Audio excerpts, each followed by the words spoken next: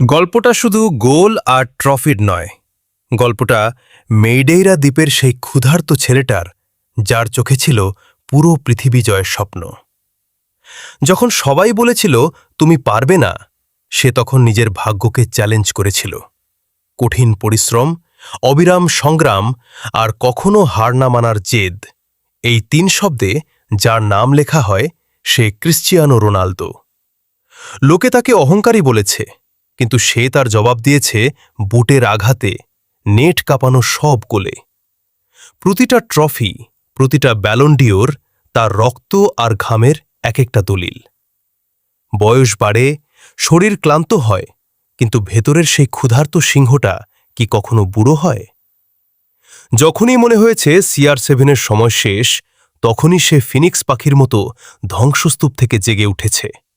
কারণ সে জানে সে সাধারণ কোনো খেলোয়াড় নয়।